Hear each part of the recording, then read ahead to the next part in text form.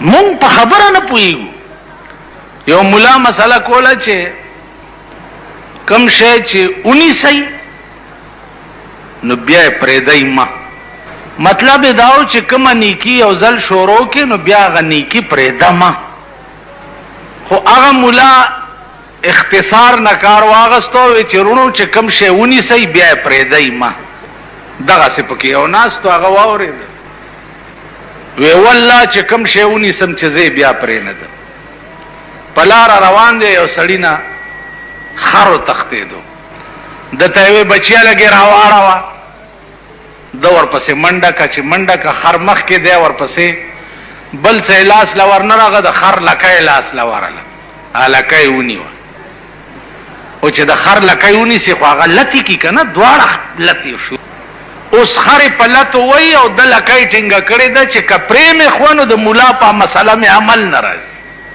ځکه چې ما وعده کړې ده چې کوم شی ونیسم بیا نه پرېږدم. غاښونه یې پې ټول مات کړه خر په لتو لتو. ملا له راغی او بېتابه پرېوت چې ملا صاحب خدای دې کور وران که په دغه مسله چې تا کړې وه چې کوم شی ونیسې بیا یې مه پرېږده. سړي نه خر تښتېدلی او ما رانیوو چې لکۍ نه مې ونیوو که مې پرېښوی خو ستا په مسله مې عمل نه راتلو او چې مې نه پرېښو زما یې دا حال کو ټول غاښونه مې مات کړه. ملا ورته ویل خدای دې کور وران که. نو زما د مسلې دا مطلب و چې د خر لکۍ ونیسې نو بیا یې مه پرېږده. نو مونږ هغه قوم یو کم ناروا دی چې مونږ یو ځل ونیوه بیا یې نه پرېږدو.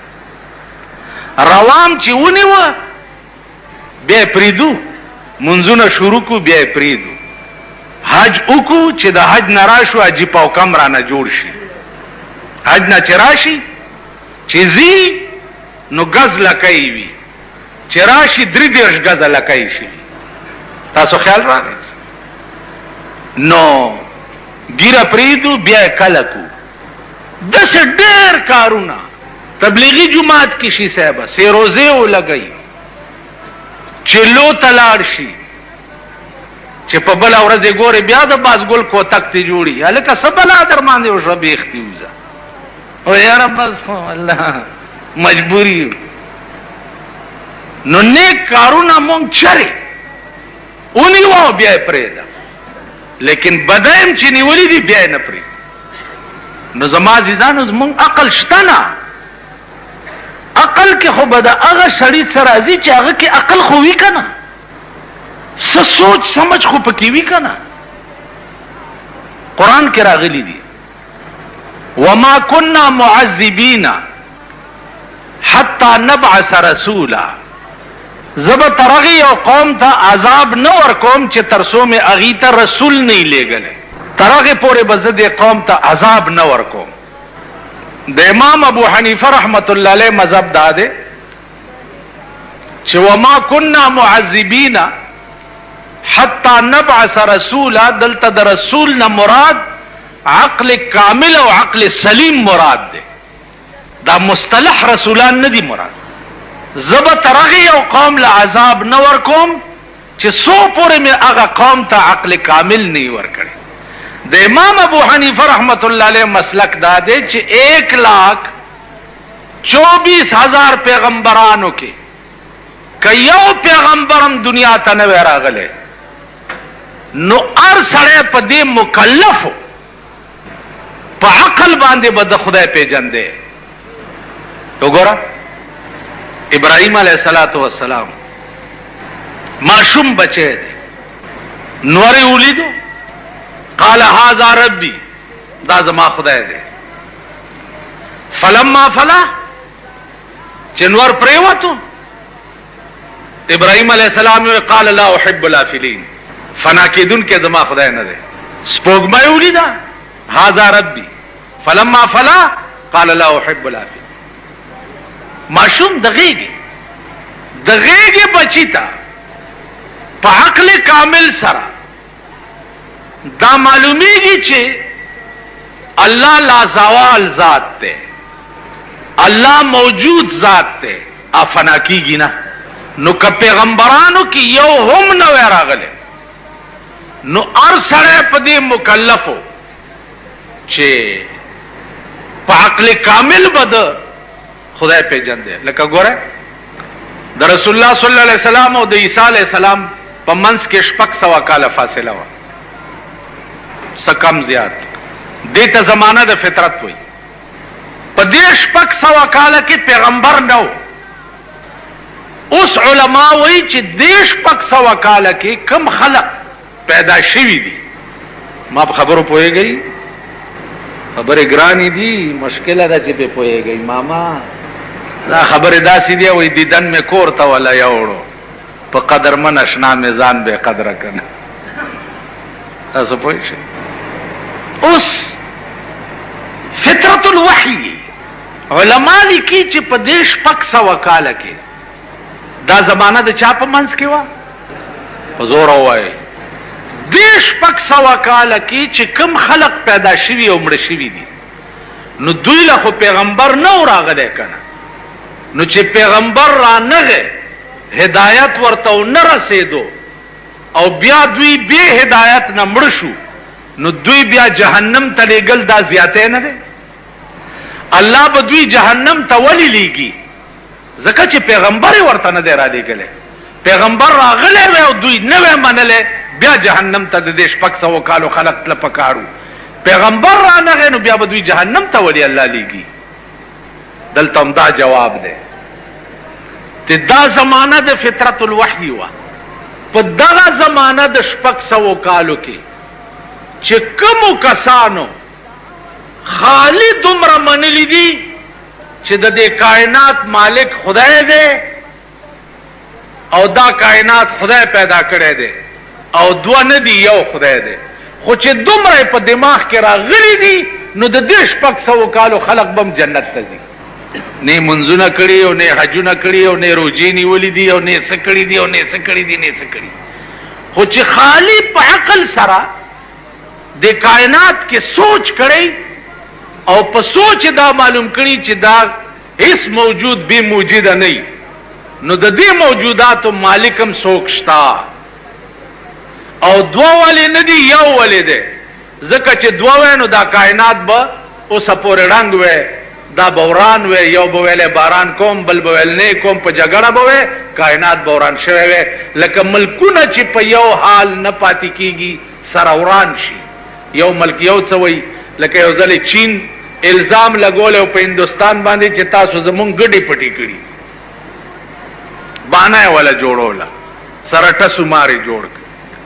مونږ او هندوستان سره زمونږ یو اډوکی په منځ کې پاکستان شریف پرېښی دی، اډوکی غوښې تقسیم کړي دي، اډوکی پرېښی دی چې هغې ته کشمیر وایي. نو هغه اډوکی تر اوسه پورې لا په دې ملک کې پروت دی. هندوستان هم ورته غړمبېږي او مونږ هم ورته غړمبېږو. نو مونږ چې نوی حکومت جوړو نو هغې کې یو وزیر د امور کشمیر وزیر هم پکې جوړ کړو. تاسو خیال راغی؟ یو وزیر پکې د امور کشمیری. نو هغه کشمیر اډوکی چې دی الله زمونږ خولې ته راځي او نه د هغې خولې ته راځي. نو داسې ملکونه لکه څنګه چې بچ نه پاتې کېږي، داسې که خدایان دوه وی نو دا کائنات بم کروڑونه او لکونه او اربونه کاله وشو، تر اوسه بچ نه وی پاتې، وران به وی. او دا الفاظ قرآن ویلی دي چې لو کان فیهما آلهة الا الله لفسدتا. اے پیغمبره دې قوم ته ووایه که په دې کائنات کې د یو نه سوا ډېر خدایان وی نو لفسدتا، دا ځمکې او اسمانونه به دواړه وران شوي وي. نو اوس په عقل هم تاسو ګورئ چې د دې ملکونو څه حال دی په خپلو کې. څه مونږ مسلمان قوم د خدای نه باغیان یو، که څه نه مي د یرې لباس راغوستولی شوی دی. اخبار کې راشي چې پلاني ځای کې میزایل راوغورځېدو او پلاني ځای کې دغه راکټ څه نوم دی، سکټ شاورلیټ. ما خو درته ووایې که نه چې والله که په شد اوبو دی په څه اړو په څه پوهېږئ نه. ستا په دې ملک کې ډالرې جوړېږي، ستا په دې ملک د 500 روپو لوټونه جوړیږي او په لکا کروڑه باندې چلیږي لګیا او چې بیا داغله سړی ونیسي 500 روپو لوټ یو غریب دکاندار ته ورکو هغه پوه نشو سمایا موړي چې واته نه ما تکړه تاته واغستا لوټ بنوټي وختو نو داغه خو دې بیړه تبا کړ کنه ته چې ونی وې په دوه مورز دې ضمانت وشي نو عرض مې دا عزیزان چې دا خو عقل کې راځي چې بل بسنګ دوکه کې په دې خار کې یو مشهور سړی او حاجی تلیمار به ورته وي څه شی ته تلیمار نو هغه به د سلو لوټ درکو چې جی دا لګي ماته په کار دی ډېر ضروری خو چې د سلو به ورته تاش مارل نو په تلی کې به درنه 100 روپۍ ته والی نو سلو په ځای به شپک شل درنه واته نو یو ورځ تانیدارونی وو منصور خان نامه او هغهونی وو نو مال راوستو چې جی دا حاجی تلیمار دی لګ نصیحت ورته وکړه ما ته وایي چې مولانا صاحب زو تلیمار نه زو لاس هنر خرڅوم چا دوس باندې کې لوټ مات کو ما هغه کې پوي نشي نو ما ته څه ګناه ده هغه پوي نشي زو 100 روپۍ پکې هوا ما نو هغه به وقوف ته لګ عقل پکار ده کنه ما ته څه ګناه ده تانیدار ته خبره ټیک وکړه نو مونږه حاجی تلیمار باندې خو پويګو بنوټي لوټ چلولو باندې پويګو حاجی جعلی دسخط باندې پويګو بنوټي کاپو جوړولو باندې پويګو او چرته چې د عمل د تللو سوال راشي چې زمونږ اعمال به څنګه تلل کیږي نو دا زما عقل کې نه راځي د قربانای متعلق صرف 2 خبرې ستاسو په مخ کې عرض کول دي یو دا چې د قربانای بنیاد څه ده او دویم دا چې د قربانای احکام څه دي عزیزانو بنیاد د قربانای چې ده هغه د حضرت آدم علیه السلام د زمانه نه تر اوسه پورې وقتن فوقتن دار چا په دور کې شوه ده او دا د تاریخ وغیرہ خبره نه ده دا د قران کریم ذکر ده د آدم علیہ السلام د زامنو متعلق چې الله فرمایلی دي اذ قربا قربانا فتقبل من احدهما ولم يتقبل من الاخر د دوارو زامنو په خپلو کې اختلافونو دي ته ویلې شو چې تاسو قرباني وکړئ چې کوم یو په حق ای داغه قرباني به قبول شي او چې کوم په حق نه ای داغه قرباني به رد کړي شي نو د هغه دواړو په قربانۍ کې د یو قرباني چې وا هغه ګډوره و چې څو وخت کې د غره د پاسه کېخ وي نو اسمان نه سشر راو او هغه ګډوره چې د هغه اوچت کو حافظ ابن کثیر لیکلی دي چې دغه ګډوره نیغ بوتلو جنت ته او تر اوسه پورې دغه ګډوره په جنت کې اوسي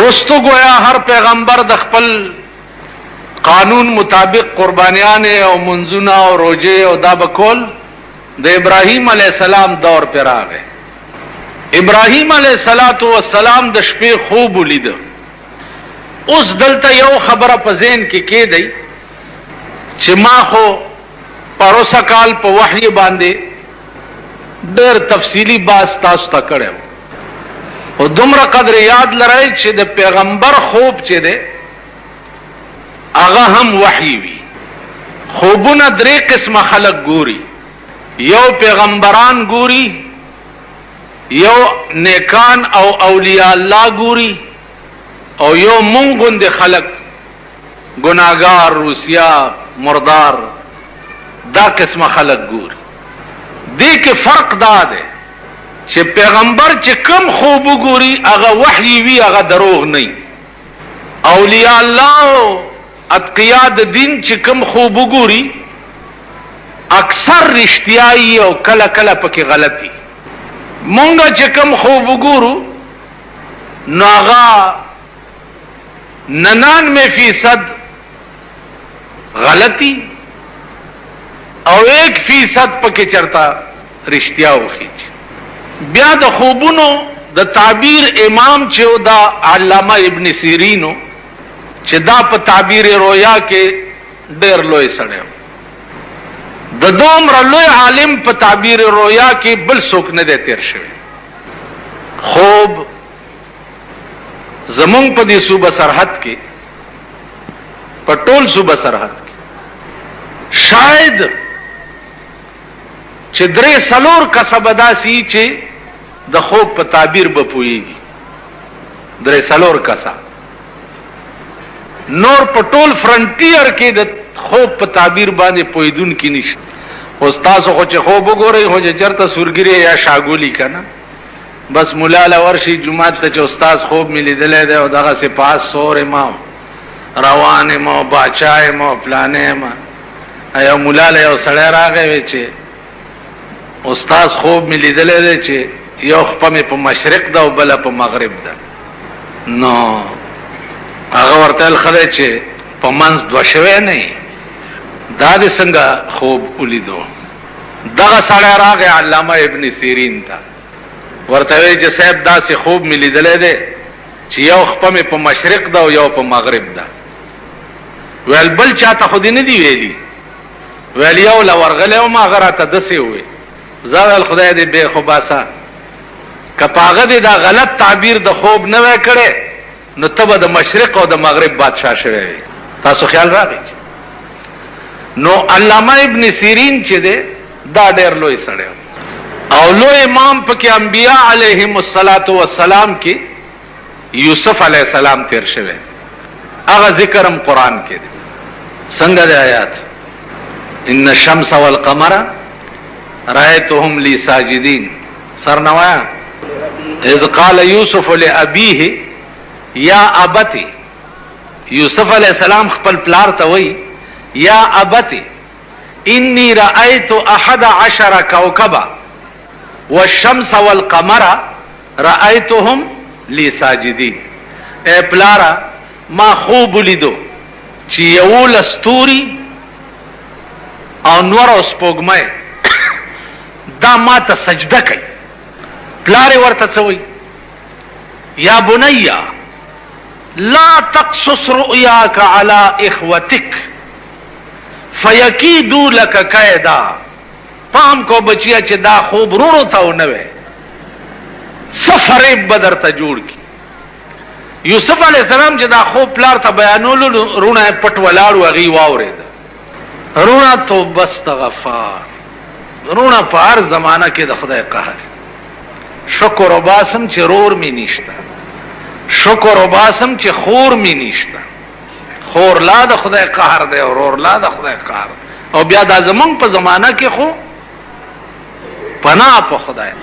رونو خپلو کې صلاح وکړه یو لسواړو چې راشي کنه پلار له خوبونه بیانای په دې چل پلار ته ځان نږدې کوي او مونږ رستو کوي. راځي چې چرته ګړنګ ته وغورځو. لوی باس ته قرآن کې سورت یوسف کې چې په فریب بوتلو کوی ته وغورځو. دا خوب بیا رښتیا څنګه شو چې دې سو وخت کې د مصر وزیر اعظم شو. 40 کاله پس او پلار او مور او دا ټول رونه ځان ته وغوښته مصر ته. نو خدای پاک یوسف علیہ السلام ته وی چې ته په تخت کېنه. نو یو لسرونه او مور او پلار داراله او تعظیمن ټولو سر ورته ښکته چې سر ښکته کو. نو یوسف علیہ السلام ویلې چې ورونه او پلار او مورا دا زما د هغه خوب تعبیرو چې نن رښتیا شي. یو لستورو نه مراد یو لسرونه او نور او سپوږمۍ نه مراد چې ده هغه نه مور او پلار. نو عرض می داو چې ابراهیم علیہ السلام خوب ولید او خوب د پیغمبر چې ده هغه وحی. خوب دا ګوري چې زه د خپل زوی لالوم سار چې را پاسې د نو زوی راوغختو او زوی عمر ده دغه وخت کې 12-13 سال اسماعیل علیہ السلام. اگر چې په ذبیح کې اختلاف ته لګ چې اسماعیل ذبیح او که اسحاق ذبیح. جمهور علما په دې باندې دي چې ذبیح چې ده دا اسماعیل علیہ السلام. راوی غوښته ورته وایي چې ذبیح به څنګه ده. نو عزیزانو مونږه باندې هم امتحانات راځي، مشکلات راځي، او زه قسم در تخرم چې د پیغمبرانو امتحانات او مشکلات وګورئ نو عقل بموالوزی او خپل اندې بمزمکه وتخ. کوم امتحانات چې په پیغمبرانو راغلي، کوم ابتلا چې په پیغمبر راغلي. یو عالم د ډېر لوی ما ته یو ورځ وی چې ته خو تقریرونه ډېر کې، خو زما زړه کې یو اشتباه ده. ما ورته ویل چې ته دومره لوی سړی، زستا اشتباه چرته لرې کولی شم. ویل نه، سوال کوم او جواب به ټیک راکې. په دې مې پوه کا چې د خدای په مقبول بندگانو کې د پیغمبرانو نه لوی څوک نه و. دا خو دومره خو پوهېږئ که نه ماما؟ دومره خو به پوهېږئ، نور خو مې خیال نه راځي. او د خدای په مقبول پرین بندگانو کې د پیغمبرانو نه لوی څوک نه و. د خدای خوښ چې دی د پیغمبرانو نه زیات بل څوک نه و. نو سره د دومره خوښوالي کم پیغمبر په ونه کې اره کړی دی، په کم پیغمبر باندې قوم راوچت کړی څخه لري پې ورغورځولي دي، کم پیغمبر بني اسرائیلو حلال کړی دی، کم په څه کړي دي. ابراهیم علیه السلام ته وی زوی دی حلال کا. نو دا دومره خوښې چې دا دومره تکلیفونه، څوک چې د چا خوښي هغه له تکلیف راسئ. په دې سوال پوه شوئ؟ څوک چې د چا خوښي هغه خو د تکلیف نه بچ کوي، هغه له خو تکلیف نه رسئ. نو دا پیغمبران د خدای څنګه خوښو چې په مصیبتونو او په امتحانونو کې مبتلا کړي؟ کولی شئ د دې جواب؟ اسانه خبره. ما وی چې یو عاشقی او یو معشوقی. الله معشوق او محبوب دی او پیغمبران ټول عاشقان.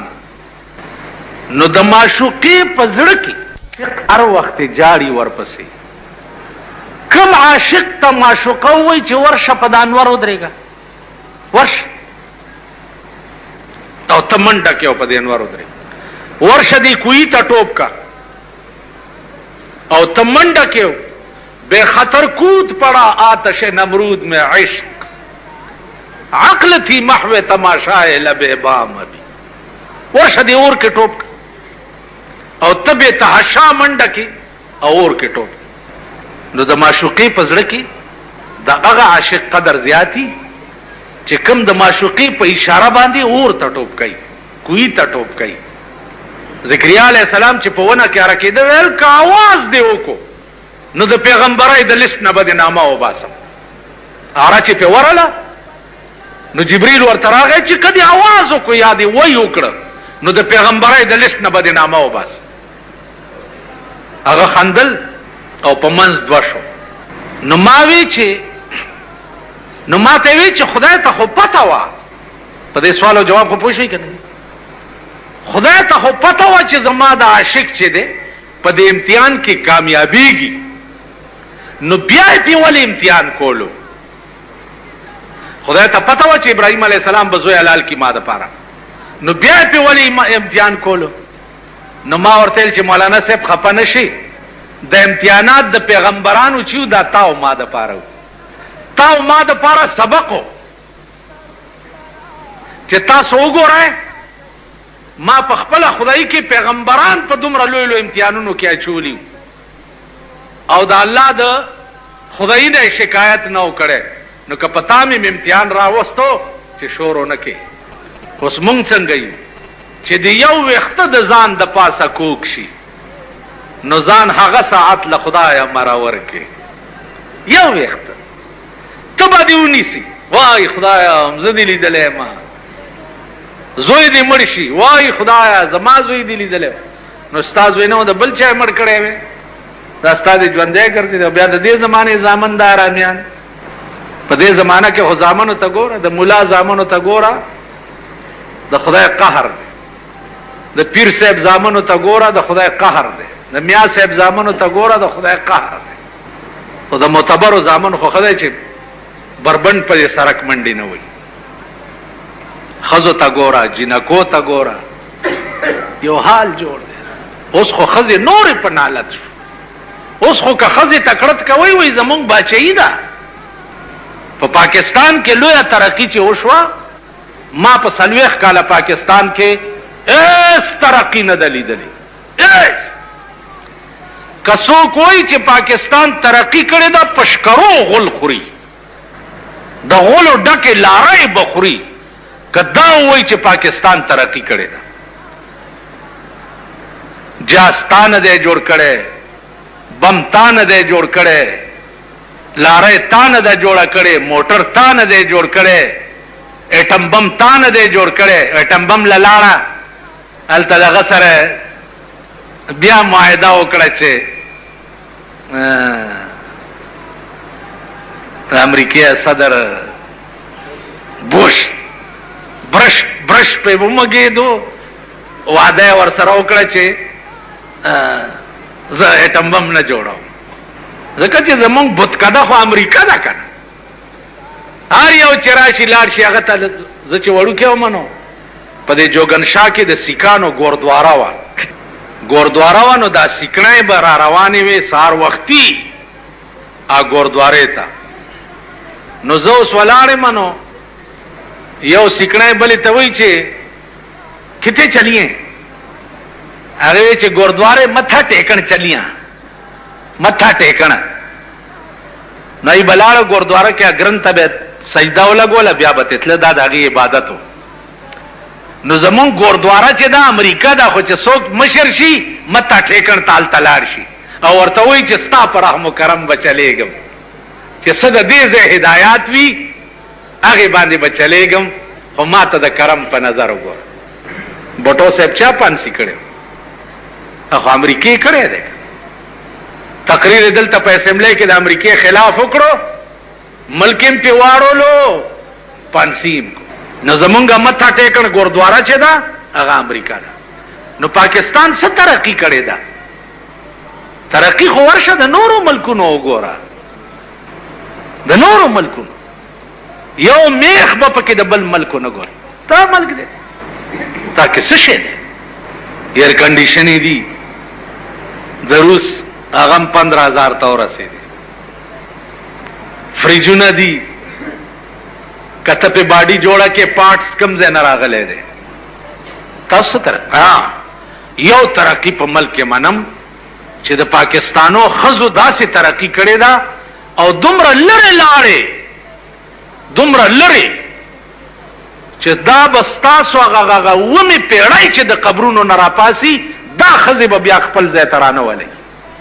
تاسو خو پرېږده که نه.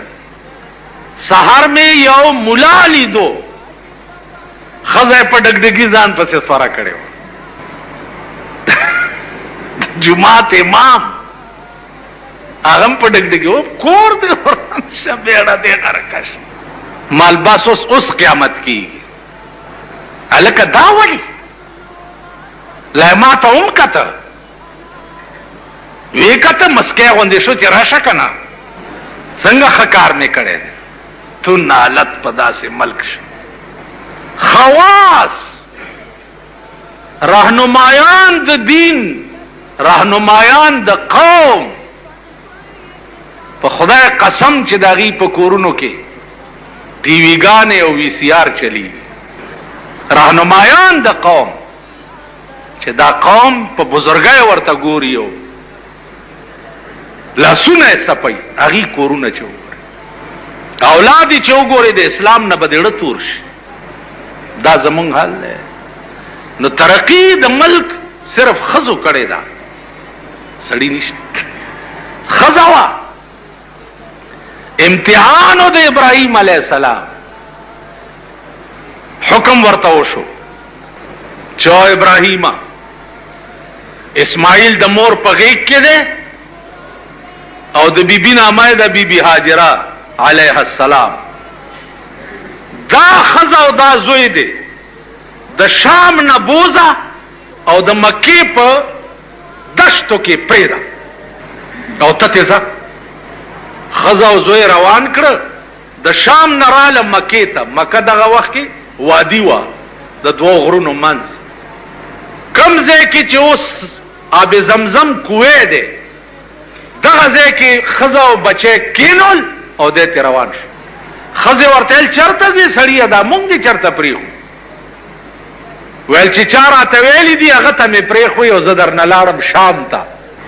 بیبي هاجرې ورته ویل چا درته ویلي دي؟ ویل او چا راته ویلي دي چې اسماعیل او هاجره دلته پرېږده او ته ځه. ویل ځه چې چا درته ویلي هغه پوهېږه او زمونږ بندوبست پوهېږه. ښځه وه اسماعیل تکی شو ماشوم دی لتې ټکوي نو مور یې اوبه لټوي د دې صفا مروه په دې منځ کې بیبي هاجرې او ترې منډې ووالې.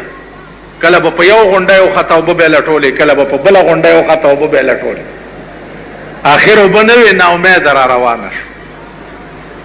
چې را روانه شوه دلته جبرائیل علیه السلام ته حکم وشو چې ورشه د اسماعیل په دې خپو کې اوبه راوباسه.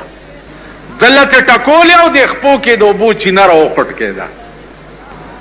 چې چینه راوخوټ کېده بیبي هاجرې وویل چې الحمدلله اوبه خو پیدا شوې خو زرې شګې راټولې کړې او اوبو نه یې ګیر چاپېر واچولې چې چېرته اونه بیږي خلاصې به شي. آب زمزم زمزم ویلی شي ادرېږه زمزم معنا ادرېږه. نو د اوبو ته بیبي هاجرې وویل چې زمزم ادرېږئ بهېږئ ما. رسول الله صلی الله علیه وسلم به فرمایل چې الله دې په بیبي هاجرې رحم وکړي که دې اوبو ته زمزم نه وی ویلې نو دا اوبه به بهېدلې وی او ټوله دنیا به یې خړوب کړی وی. خو چې هغې ورته زمزم ووي په ځای ولاړې پاتې شو. نن ورشي د عربو هغه دشتې د عربو هغه سوکړه د عربو د اوبو هغه نهر زبیده خوبونو پورې یو بله خبره واورئ. زبیده د بادشاه ښځه وه د بادشاه ښځه وه. خوب یې ولیده چې دا ټوله دنیا ما سره بدفعلي کوي. زبیده دا خوب ګوري د بادشاه ښځه ده چې دا ټوله دنیا ما سره بدفعلي کوي. اوس تاسو ته که دا څوک وایي چې هلکه ما خوب لیدلی چې ما سره ټوله دنیا بدفعلي کوي تاسو به ځه وای دا خو ډېر پلیت دی څه خراب خوب یې لیدلی داسې به ووایي که نه تاسو دا شیخان میخان. علامه ته راله زبیده وی داسې خوب مې لیدلی دی چې دا ټوله دنیا ما سره بدفعلي کوي. ورته خوب دې رښتیا هم دا لیدلی دی؟ ویل او. ویل ستا د لاسه به الله داسې کار والي چې ټوله دنیا به ته فایده اخلي. ستا د خوب دا تعبیر دی. نو زبیدې بیا د شام نه دا نهر راوستی دی مکې ته چې هغه وخت کې د اوبو قحط نو د شام نه نهر را روان کو او د مکې په کوڅه کوڅه کې ګرځولی دی او پې دا ټاکای لګېدلي دي او اهل مکه ټول د هغې کوو نه اوبه راوباسي او کورونو ته یې نهر زبیده اوس هم شته. اسیم خوب په ظاهر یو شی او د هغې تعبیر چې دی هغه بلکل برعکس دی. تاسو خیال راکړئ. نو اوبه ودرېدې او بیبي هاجره حیرانه ده. عزیزانو دغه وخت کې د خوراک څه بندوبست کیږي؟ په دې لاره قافلې ځي شام ته مدینې ته. داسې هغه قافلو والا وایي چې دا فقیران ناست دي دلته سوه نه سوله ورکوي. دا یې ګذر اوقات.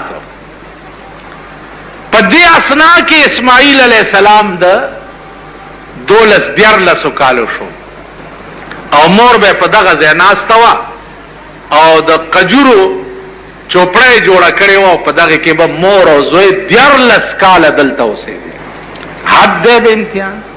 علامه ثناء الله پانی پتی لیکلي دي چې د ابراهیم علیه السلام زړه به کله ملاقات ته وشو چې زوی او ښځه ګورم نو د شام نه مکې ته خو ډېر مزل دی، نو بوراک به ورته راوستی شو، په بوراک به سور شو. بوراک مطلب دی د هلیکاپټر، دې کې به سور شو، را بغی په مکه کې د دوی ملاقات به وکړه، بیا به ورته چې ودې کته اوس ځه، نور زیات به نه ایسارېږي دلته. حدو د امتحان پلار راغی او ښځه او بچی ناستي او پلار ته وایي ځتې، دوی به په دا دشت کې ناستي. اوس په دې یو خدای پوه دی، ځان تخپلو ګریوانونو کې وګورئ چې د غېږې بچی دی او ښځه دی، ته په میره کې پرېږدې او تا ته حکم وشي چې ته تې ځه، ستا پړه به څه تېرېږي. حدو د امتحان. نو ابراهیم علیہ السلام په داسې امتحان کې الله کامیاب کړي. زوی حلال کا، زوی ورته څه وایي چې پلاره خوب دی لیدلی چې ته ما حلالې؟ وی چاو بچیا. زوی ورته وی قال یا ابت افعل ما تؤمر، اے پلاره چې څه حکم درته شوی دی زر هغه کار وکړه، زر کوه، ما حلال کا. پلاره ورته وی بچیا ته به څه چل کې چې زه تا حلالوم؟ زوی ورته وی ستجدنی ان شاء الله من الصابرین. اے پلاره په خدای مې دې قسم وی زرده چې بیا به مو مې مال را چې زبستا د چړې لاندې صبر کوم، ته به مې حلالې او زه به صبر کوم. دا د قربانۍ بنیاد دی. عزیزانو نور قصه لږه اوږده ده. احکام دا دي چې 2,500 روپۍ چا سره وي، هغې دپاره دا شرط نه دی چې کال پې تیر شي، هغه کال تېرېده شرط چې دی زکات دپاره دی. 2,500 روپۍ دې ورځو کې چا سره وي نو په هغه قرباني واجب ده. ځان له ګډوړې نشي اغستی نو چا سره دې حصه ونیسي. خو دا خیال دې کوي چې حصه دې داسې خلقو سره ونیسي چې داغي پیسې مردارې نه وي. که وو کسو یو غوا یا میخه په حصه کې ونیوه او په دې کې د یو سړي پیسې حرامې وي نو د دې شپږو نورم قرباني نه ده شوې بیا. نو داسې ښکارا پلیت چې دی هغه نه به ځان ساتئ. مثلا د چرسو سوداګر دی، د پوډرو سوداګر دی، جوارګر دی، غل دی، ډاکو دی، که نه جی؟ نو داسې قسمه پیسو والاو سره به شراکت په څاروي کې نه کوئ. مزدور دی، دکاندار دی وغیرہ وغیرہ، دفتر کې بابو دی، زیات وسه نه رسی او 400-500 روپۍ حصه نیوی شي، داسې قسمه خلقو سره حصه ونیسئ. بلکې بزرګانو تر دې پورې لیکلي دي چې که د یو سړي وس بالکل نو او په قرض پیسې راواغستې او قرباني وکړه نو الله پاک به مخې کال لغنی کی. خدا واجب نه دي او نه ضروری دي. شوق یې وویل چې کومه که داسې حکم نو مخې کال لبه خدای پاک غنی کی. باقی بعضې خلق تپوس کوي چې څاروی ګوډ شي یا ښکرې مات شي یا څه شي. ګوډ چې داسې وي چې د حلالېدو ځای ته په خپله تلی شي، ګډ ګډ رواني، نو په دې قرباني کیږي. غوږونه غوس وي د بعضې څاروي، کم غوږ چې 3 سی وي 1 حصه غوس وي په هغې قرباني کیږي. 3 سی نه وي 1 حصه وي په هغې قرباني نه کیږي، دا عیب دی. ښکر پاس مات ته قرباني پې کیږي، لاندې مات ته چې غوښې ته نقصان رسولی دی بیا پې قرباني نه کیږي. باقی نر او خزا ګډوره میخه غوا میخه اوخ وغیرہ دا ټول پکې یو برابر دي. ګډوري کې دویم سره نشي شریکې دي. غوا میخه کې سلور قسم کې دی شي، شپږم کې دی شي، دوم کې دی شي. بعضې پوښتنه کړي چا کمقلنا وایي تاسو خو سلور یې طاق پکار دي، طاق سړي د خدای په قهر اخته شي په منډو شي چاله وایي چې سلور یې اوس پنځم کم ځای نه پیدا کړو. که سلوریم پی کیږي، که دویم پی کیږي، که یویم پی کیږي، که اویم پی کیږي، که شپږیم پی کیږي، ته پوه شې په خبره باندې. نو الله دې توفیق درکړي. پاتې شوه غوښه د قربانۍ. درې سي کول دي مستحب کار دی. یو غریبانو ته، یو خپلوانو ته، یو ځان ته ساتل. اوس دی وخت کې سرمنی چې دي د قربانای عام طور د جماعتونو امامان چې دي داغي ظاهر ذریعہ معاش نشتا، او یا د قربانای سرمنی وی او یا سرسایه وی، دیتا غریبان ناس دي. نو چې امام غریب وی او بال بچیدار وی نو د قربانای سرمن او مغلب ورکوي. قصاب لدی که په اجرت کې د قربانای سرمن ورکا قربانی دی ناقصه شو. قصاب لبه په اجرت کې نه ورکې. تاسو خیال راغی؟ نو قصابان وی کنه چې دا سرمن مال راکا امام صاحب له نقدي پیسې ورکا. نقدي څوک ورکي بیا امامان. نو د دې وجه نه بعض خلک داسي چې امام سره چرته لوټه موټه او دسماتی لنی ورکړي نو چې قرباني دی مولا له سرمن ورک جمعات له تلو منو او د سراته نو چولو د داسې دله سړی سرمن مال مولا ته وی سرمن ما زه 22 کال امام پاتې شوم په بجلیګر کې 22 کال په 22 کال کې زما مقتدیان کې قسم قسم خلق مال کا سرمن امرانیز دې کنو استاسو سرمن او باس زایرکش سرسایه مزد سرسایه چې ته مال نن 15 روپے راکې ټول کال به ته په ماټه پر خرڅه او 25 روپے زما تنخواه وا په 25 روپے کې ز باچا ګرځیدم برید به مې توکړو د باچا پروا مې نه لرل زایمن سرمن دې ستا کپر وچی چیو ستا سرسایه دې خدای بیخ بنیاد وبس مولا لا براش او مولا دا پوزه دکیږي او تشیږي ستاسو وظیفه مالی دي ستاسو ترکارای مالی دي چې کوم طالب لتا سو په لوخي کې اچوي قسم په خدای دې 13 ورځو کې دی جمعه ته دا چې پکې ناشتي ترکاری راو چې طالبانو ګرم کړ دومره چنجیو پکې ځکه چې زدل ناشته ما خام دا طالبان چې وظیفه راوړي زه ګورم تاسو خلک تاسو وظیفه ما ته پته ده تاسو سرسایم ما ته پته ده تاسو هغه قربانای ما ته پته بیا د قربانای وخله اوچی ډیری په فریجونو کې شپږ میاشتې خوري لګیای ماما خبره ده چې هغه د مومن کار دی تقریر کولو چې پولیس رات وي ده وختنه نری دی او د تورې نه تیر دی او دا خلک به پتیریږي چې کور تراغه مور ورتل چې بچیا دا رښتیا ده ویلاو مور د وختنه نری دی او د تورې نه تیر دی ولای بچیا ابای خو دې پکې پریوته واخله زه خو پکې خدای راستی کا تیرش نو تاسو د ابایرونه ټول پکې پریوتی مالک کې چا سره نه لګي دا غوخه پلان نه موره کته دې نه چې ما شومان را ټول وهلی دا څه وایي کنه وایي نو زمون نظام زندگی ټول ذاتیات دي نظام زندگی نو پدې ایمان باندې جنت ګټل یا پدې ایمان باندې جنت تتلل ای خیال استو محال استو جنون واخر دعوانا